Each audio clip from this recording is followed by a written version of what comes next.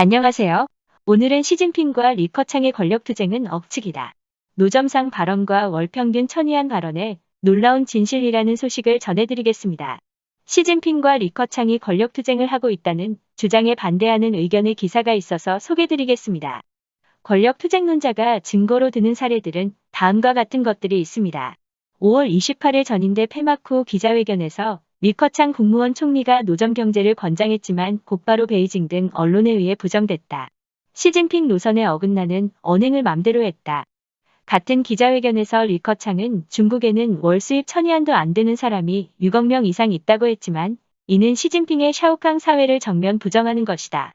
시진핑이 공개하고 싶지 않은 얘기를 멋대로 폭로했다. 시진핑은 7월 21일 기업인 좌담회를 열었지만 거기엔 리커창이 참석하지 않았다. 이는 리커창을 무시한 결과이다. 지난 8월 리커창이 충칭수에 시찰에 나섰지만 중국 주요 언론은 이를 무시하고 보도하지 않았다. 시진핑이 안우이성을 시찰한 것은 크게 보도했다. 이는 주요 매체를 장악하고 있는 시진핑이 리커창을 무시하게 만든 결과로 시진핑 대 리커창의 권력투쟁이 극도에 움직일 수 없는 증거다. 적어도 위에 4가지 사실에 관해 그것이 어떻게 억측인지를 하나씩 제시하도록 하겠습니다. 다만 너무 긴 글이 되므로 1과 2에 관해서는 1편에서 3과 4에 관해서는 2편에서 나누어 설명드리도록 하겠습니다.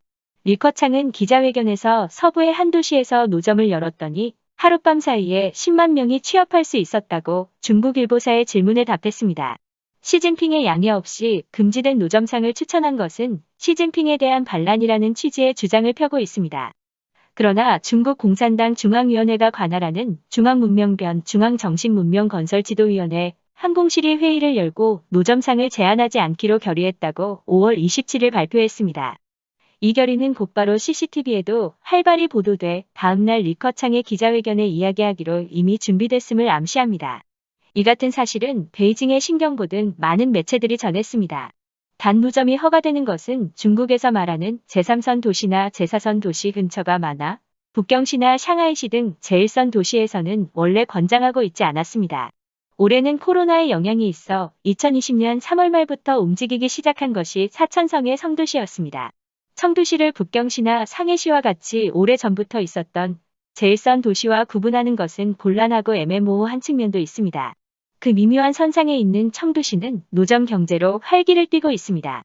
베이징이나 상하이처럼 대외적으로 멋스러울 필요가 없다는 측면도 있었고 서민의 상향식 경제적 욕구가 더 높았습니다. 중공 중앙문명변에서는 그러한 사회 배경도 감안하면서 청두시의 현 상황과 코로나 후의 중국 경제 현황을 상세하게 토의해 노점업에 관해 중공중앙에서 심사의 대상으로 하지 않는다. 다시 말해 허가한다는 결의를 낸 것입니다. 중국은 벌써부터 노점 인허가는 각 지방정부가 결정하는 형태여서 리커창의 기자회견 후 베이징시나 상하이 같은 일선 도시는 우리 시는 안 한다라는 종전대로 성명을 지방정부로서 낸 것입니다. 노점 허가 심사는 각 지방도시 정부가 하기 때문입니다. 개혁 개방이 진행되는 가운데 환경 문제나 외국인 관광객 등에 대한 배려로 중앙에서 억제하는 방향으로 움직이라고 각 지방도시에 지시를 내렸지만 코로나에서 큰 타격을 입자 올해는 중앙에서 심사 대상으로 삼지 않겠다는 결의를 내려 각 지방행정에 신호를 보낸 것입니다. 코로나의 영향으로 경제가 침체되어 누구나가 노점을 하고 싶어하고 지금까지의 관습을 모르는 북경의 젊은이들도 하려고 했기 때문에 재차 북경이나 샹하이 등의 제1선 도시는 도시행정으로서 원래 허가하지 않았다라며 이번에도 허가하는 도시에 들어가지 않았다라고 하는 재확인의 통지를 보낸 것에 지나지 않습니다. 시진핑은 중공중앙총서기입니다. 중공중앙문명변 1위는 왕후닝이지만 그 위에 있는 것은 물론 시진핑입니다. 시진핑의 허락 없이 왕후닝이 혼자서 의사결정을 하는 일은 있을 수 없습니다. 5월 27일 시진핑이 수장으로 있는 중공중앙의 허락을 거친 뒤 리커창은 28일 기자회견을 열었습니다. 리커창은 같은 기자회견에서 중국의 평균 연봉은 3만 위안인데 평균 월 수입은 1000위안인 사람이 6억 명이나 된다고 했습니다. 이에 대해 시진핑의 양해 없이 중국의 빈곤 실상을 폭로해버렸다. 이는 빈곤 탈피를 주장하는 시진핑에 대한 중대한 반역이라고 주장했습니다. 이 주장이 얼마나 사실무근인가를 말씀드리겠습니다. 2014년에 리커창은 중국에는 1인당 평균 순연봉이 1,400달러에 이르지 않는 농민이 6억 명 있다라고 표명했습니다. 세계경제포럼 연설에서 한 말로 시진핑과 거듭된 협의 끝에 결정한 수치입니다. 그래서 2014년 5월 9일 중국 공산당 기관지 인민일보에도 당당하고 크게 게재되었습니다.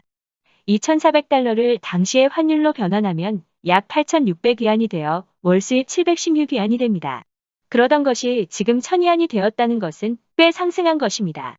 기자회견에서의 유경명은 2014년 말한 유경명과 같아 농민을 지칭한 것입니다. 어떻게든 시진핑은 2021년까지 빈곤에서 벗어나 샤오 캉사회를 이루고 싶어 하기 때문에 이 수치도 시진핑을 비롯한 중공중앙이 공유하는 수치입니다. 인민일보에는 평균 순수입이라고 하는 형태로 게재되고 있는데 이것은 한 세대의 수입을 세대 인구로 나눈 수치를 가리킵니다. 만약 농가의 1인당 월 수입이 1,000위안이고 그 가구에 조부모나 손자 등 가구 인구가 5명 있다면 그 가구는 실제로는 5,000위안의 월 수입이 있는 셈입니다. 올해 5월 28일의 기자회견에 대해도 중국 공산당 기관지인 인민일보의 기자의 질문에 대해서 회답한 것입니다. 물론 일반적으로 질문은 미리 나와 있지만 특히 인민일입니다. 당내에서 검토하고 있지 않을 리 없습니다. 실은 시진핑은 국제사회에 대해서 중국은 어디까지나 개발도상국이라며 개도국 우대책을 계속 획득하고 있습니다. 따라서 빈곤 탈피를 주장하는 동시에 실은 1인당 GDP는 적습니다라는 모순된 신호를 계속 보내고 있는 것입니다. 중국의 2020년 빈곤 탈출 기준은 매년 평균 순수입이 4,000위안 이하이므로 리커창이 말한 연봉 12,000위안 이하는 상당한 수입자를 지칭한 만큼 시진핑의 당론 빈곤 탈피를 상당 부분 달성했다는 이야기입니다. 시진핑은 한편으로는 개발도상국 우대라는 특별 대우를 유지하려 하기에 이 금액이 시진핑의 아슬아슬한 타협선인 것입니다. 오늘 준비한 소식은 여기까지입니다. 이 편은 차후 다시 올리도록 하겠습니다. 끝까지 시청해주셔서 감사합니다.